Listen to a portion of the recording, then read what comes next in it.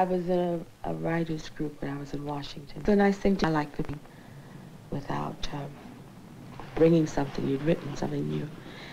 So one afternoon, I sat down on the couch. My little boy was less than a year, and he was, you know, pulling things and doing whatever. And I was writing like this on a legal pad. And he would, you know, go away and crawl back and so on. And I got terribly interested in what I was doing. Got really good to figure out which word came before the next and what was explosive and so on. But just, you know, hurriedly writing it for that evening's meeting. And while I was in the middle of an extremely important sentence, he spit up. He threw up all over my face.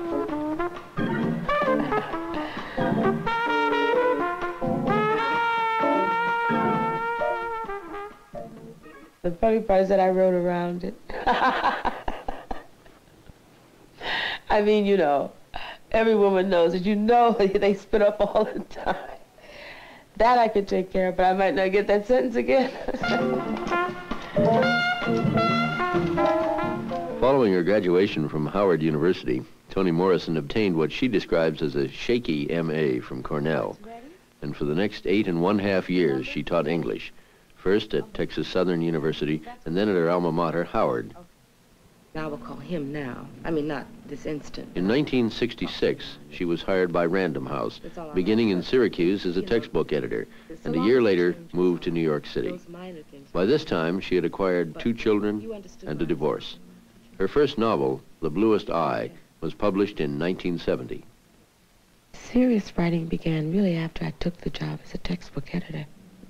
Perhaps it was a recent divorce and the fact that I had these 2 small children that I was the sole support of. I know that I was not happy, and I was eager to learn my job, but my spirit was hurt, and I was very lonely.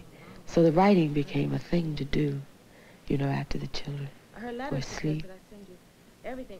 I was very confused then. The writing was something I did with relief. It was a way of ordering, I think, the universe. No, that's the point. I have some stuff that I have signed her up for already, 2 pieces, but there's lots of other stuff.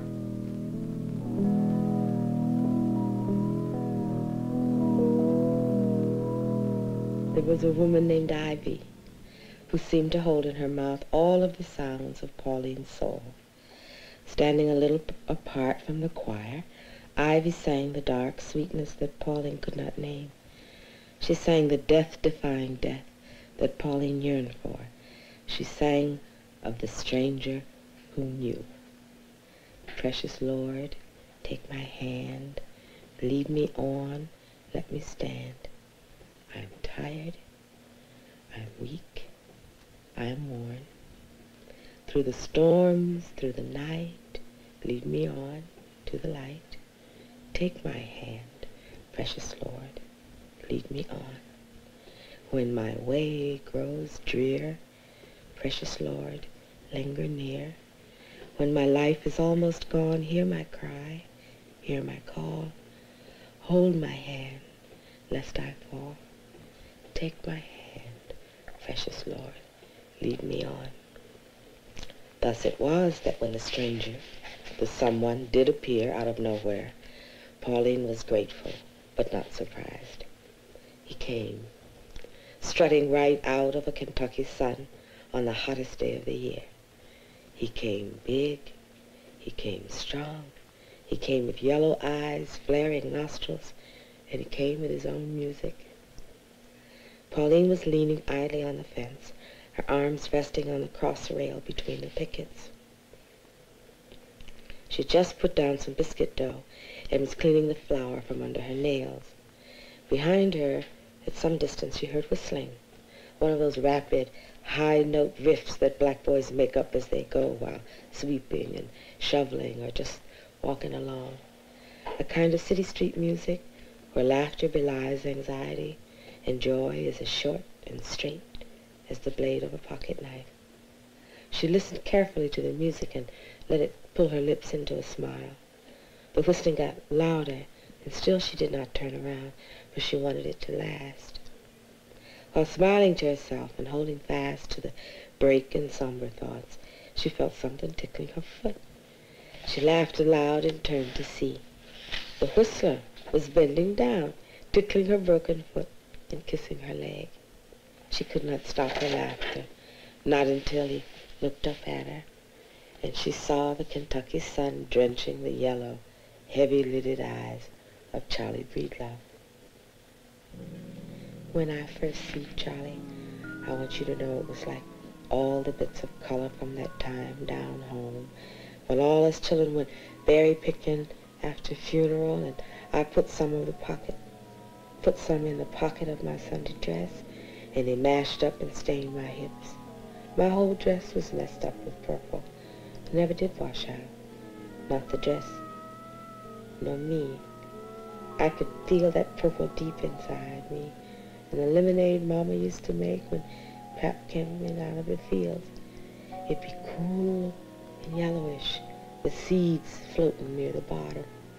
And that streak of green them June bugs made on the trees the night we left them down home. All them colors was in me, just sitting there. So when Charlie come up and tickled my foot, it was like them berries, that lemonade, them streaks of green the June bugs made, all come together. Charlie was thin then, with real light eyes. He used to whistle, and when I heard him, shivers come on my skin. I was born in Laredo, Ohio, 1931. My mother and her family from Alabama, my father from Georgia. My maiden name is Wofford. My married name is Morrison. I was a very good student, but I don't think I went to college because of that. I wanted to leave that town, and that was the way to go.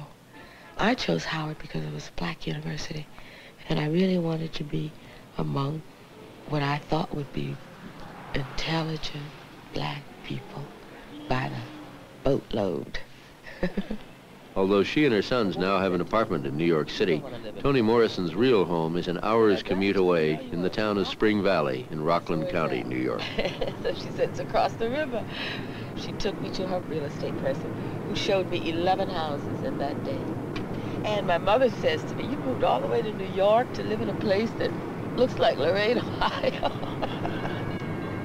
I said, yes. When I wrote Sula, it was because I knew then I couldn't stop writing. Same thing with Song of Solomon. I always wrote for the people in the book. Those are always the people over my shoulder who watch. And they say, I didn't say that. Or they say, okay, that's just about right. I suppose the Blue Sky was about one's dependency on the world for identification, self-value, feelings of worth, whereas I wanted to explore something quite the opposite in Sula, where you have a woman who is whimsical, who depends on her own instincts. And both exaggerations I find deplorable, but my way is to push everything out to the edge to see if what it is really made, so that Sula would be, quote, a free woman. There's a lot of danger in that, you know, because you don't have commitments and you don't feel that connection. I think freedom, ideally, is being able to choose your responsibilities. Not having any responsibilities, but being able to choose which things you want to be responsible for.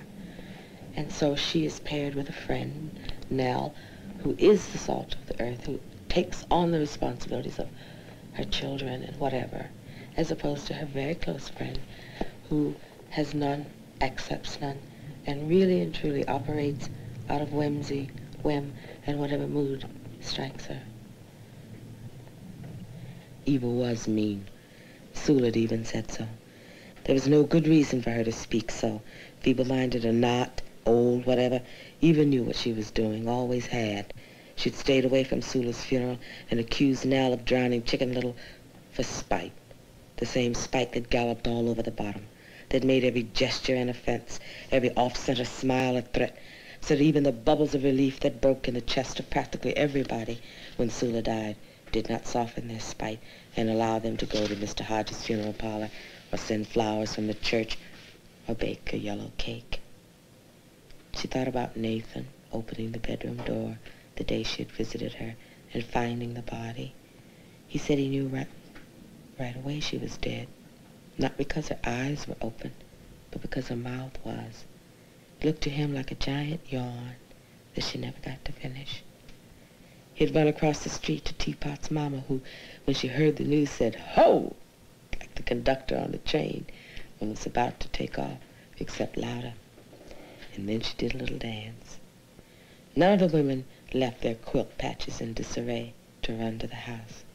Nobody left the clothes halfway through the ringer to run to the house. Even the men just said, when they heard. The day passed and no one came. The night slipped into another day and the body was still lying in Eva's bed, gazing at the ceiling, trying to complete a yawn. It was very strange, this stubbornness about Sula.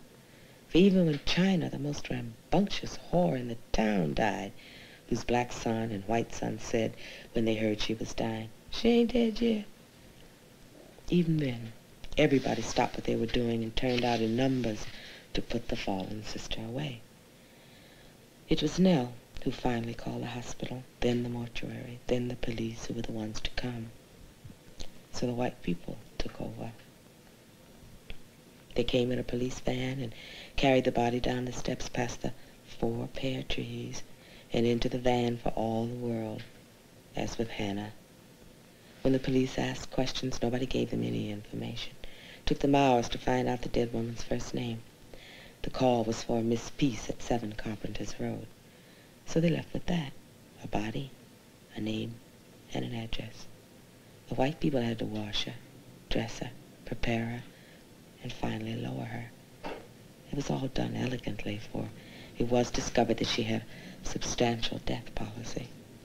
Nell went to the funeral parlor, but was so shocked by the closed coffin, she stayed only a few minutes. The following day, Nell walked to the burying and found herself the only black person there, steeling her mind to the roses and pulleys. It was only when she turned to leave that she saw the cluster of black folk at the lip of the cemetery, not coming in, not dressed for mourning, but there, waiting. Not until the white folks left, the grave diggers, Mr. and Mrs. Hodges, and their young son who assisted them, did those black people from up in the bottom enter with hooded hearts and filed eyes to sing, "Shall we gather at the river?" over the curved earth that cut them off from the most magnificent hatred they had ever known. Their question clotted the October air. Shall we gather at the river? The beautiful river? Perhaps Sula answered them even then, for it began to rain, and the women ran in tiny leaps through the grass for fear their straightened hair would beat them home. Sadly, heavily, Nell left the colored part of the cemetery. Further along the road, Shadrach passed her by. A little shaggier, a little older, still energetically mad, he looked at the woman hurrying along the road with the sunset in her face. He stopped, trying to remember where he'd seen her before. The effort of recollection was too much for him, and he moved on. He had to haul some trash out at Sunnydale, and it would be good and dark before he got home. He hadn't sold fish in a long time now. The river had killed them all. No more silver gray flashes. No more flat, wide, unhurried look. No more slowing down of gills. No more trimmer on the line. Shadrach and Nell moved in opposite directions, each thinking separate thoughts about the past. The distance between them increased as they both remembered gone things. Suddenly Nell stopped. Her eye twitched and burned a little. "Sula," she whispered, gazing at the tops of trees. "Sula." Leaves stirred, mud shifted. There was a smell of overripe green things, a soft ball of fur broken, scattered like dandelion spores in the breeze. All that time, I thought I was missing Jude. And the loss pressed down on her chest and came up into her throat. "We was girls together," she said, as though explaining something. "Oh, Lord, Sula," she cried. "Girl, girl, girl, girl, girl." It was a fine cry, loud and long, but it had no bottom, and it had no top, just circles and circles of sorrow.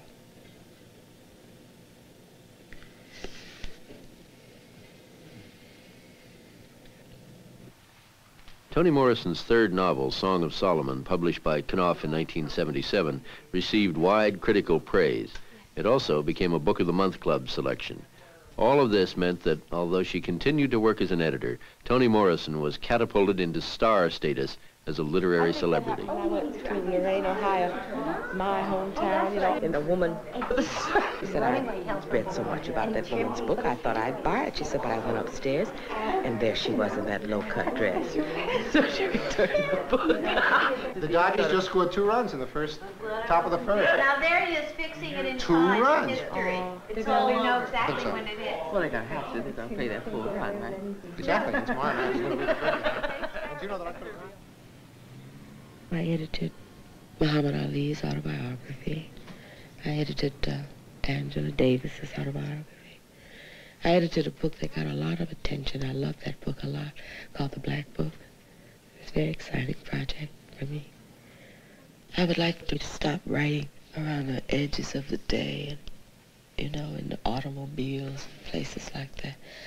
I want to sit down in the middle of the day and spend 5 hours at it and not feel guilty that I've taken some time away from a full-time job or some other chore I'm supposed to be doing. And that's what I want to feel. And if Song of Solomon proves to be more than a literary success, it may make that possible for me. But for years, I've been working since I was 12 years old. And I tell you, I'm getting tired. I'm fortunate. I like them. And I respect the work I do. But I don't want to take every lecture, every class, everything to make the additional income that I must have in order to be the head of a household with growing sons. In the midst of parties and promotional appearances for Song of Solomon, Toni Morrison found time to go to New Orleans in connection with the book she is editing on master chefs of New Orleans. I heard it all my life. I must have heard it so early that I don't remember the hearing, the actual telling. It was a given that there was a time when black people could fly at will, like a bird. That's a tremendous story. When I was an adult, I read those slave narratives. The Federal Writers Project used to collect those stories of the slaves and the children of slaves. One question they always asked them was about, did you ever know anyone who flew? Everybody said, yes, either they saw it or they had a relative or a friend who had seen it. And the situation was always the same.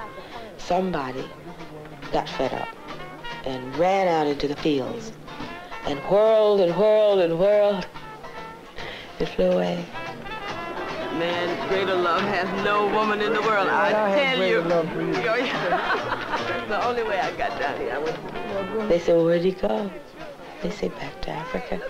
Good to see you. Oh, y'all look good.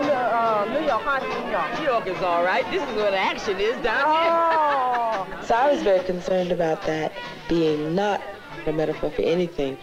Really, I would start with the simplest thing, which was supposedly really true, that there were Africans who could fly.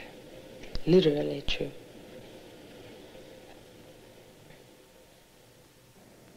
Hagar was dead, and he had not loved her one bit. And guitar was In Shalimar, there was general merriment at his quick return, and Pilot blended into the population like a stick of butter in a churn. They stayed with Omar's family, and on the second and last evening, Milkman and Pilot walked up the road to the path that led to Solomon's Leap. It was the higher of the two outcroppings of rock, both flat-headed, both looking over a deep valley. Pilot carried the sack, Milkman a small shovel. It was a long way to the top, but neither stopped for breath. At the very top, on the plateau, the trees that could stand the wind at that height were few. They looked a long time for an area of earth among the rock faces large enough for the interment. When they found one, Pilot squatted down and opened the sack while Milkman dug. A deep sigh escaped from the sack, and the wind turned chill. Ginger, a spicy, sugared ginger smell enveloped them. Pilot laid the bones carefully into the small grave. Milkman heaped dirt over them and packed it down with the back of his shovel. Should we put a rock or cross on it? Milkman asked. Pilot shook her head. She reached up and yanked her earring from her ear, splitting the lobe. Then she made a little hole with her fingers and placed in it Singh's snuff box with the single word Jake ever wrote. She stood up then, and it seemed to Milkman that he heard the shot after she fell. He dropped to his knees and cradled her lolling head in the crook of his arm, barking at her. You hurt? You hurt, Pilot? She laughed softly, and he knew right away that she was reminded of the day he first met her and said the most stupid thing there was to say. The twilight had thickened, and all around them it was getting dark. Milkman moved his hand over her chest and stomach, trying to find the place where she might be hit. Pilot, you okay? He couldn't make out her eyes. His hand under her head was sweating like a fountain. Pilot? She sighed. Watch Reba for me. And then, I wish I'd knowed more people. I would have loved them all. If I'd have knowed more, I would have loved more. Milkman bent low to see her face and saw darkness staining his hand, not sweat, but blood, oozing from her neck down into his cupped hand. He pressed his fingers against the skin as if to force the life back in her, back into the place it was escaping from, that had only made it flow the faster. Frantically, he thought of tourniquets and could even hear the rip of cloth he should have been tearing. He shifted his weight and was about to lay her down, the better to wrap her wound, when she spoke again. Sing, she said. Sing a little something for me. Milkman knew no songs and had no singing voice that anybody would want to hear. But he couldn't ignore the urgency in her voice, speaking the words without the least bit of a tune. He sang for the lady. Sugar girl, don't leave me here. Cotton balls to choke me. Sugar girl, don't leave me here. Buckra's arms to yoke me. The blood was not pulsing out any longer, and there was something black and bubbly in her mouth. Yet when she moved her head a little to gaze at something behind his shoulder, it took a while for him to realize that she was dead. And when he did, he could not stop the worn, old words from coming louder, louder, as though sheer volume would wake her. He woke only the birds, who shuddered off into the air. Milkman laid her head down on the rock. Two of the birds circled round them. One dived into the new grave and scooped something shiny in its beak before it flew away. Now he knew why he loved her so. Without ever leaving the ground, she could fly. There must be another one like you, he whispered to her. There's got to be at least one more woman like you. Even as he knelt over her, he knew there wouldn't be another mistake, that the minute he stood up, guitar would try to blow his head off. He stood up. "Guitar!" he shouted. "Tar, tar, tar," said the hills. "Over here, brother man. Can you see me?" Milkman cupped his mouth with one hand and waved the other over his head. "Here I am." Am, said the rocks. "You want me? Huh? You want my life?" Life, life, life. Squatting on the edge of the other flat-headed rock with only the night to cover him, Guitar smiled over the barrel of his rifle. "My man," he murmured to himself. "My main man." He put the rifle on the ground and stood up. Milkman stopped waving and narrowed his eyes. He could just make out Guitar's head and shoulders in the dark. "You want my life?" Milkman was not shouting now. "You need it? Here." Without wiping away the tears, taking a deep breath, or even bending his knees, he leaped, as fleet and bright as a lodestar. He wheeled toward Guitar, and it did not matter which one of them would give up his ghost in the killing arms of his brother. For now he knew what Shalimar knew. If you surrendered to the air, you could ride it.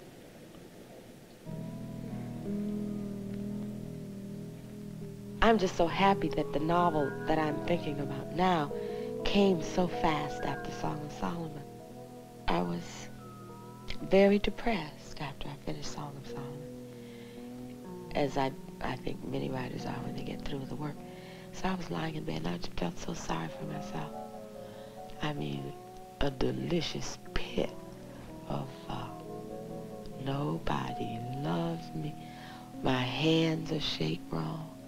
The weather's bad. I can't fix the water faucet. I mean, it was just whatever you can think of. I felt awful. And I was sinking slow.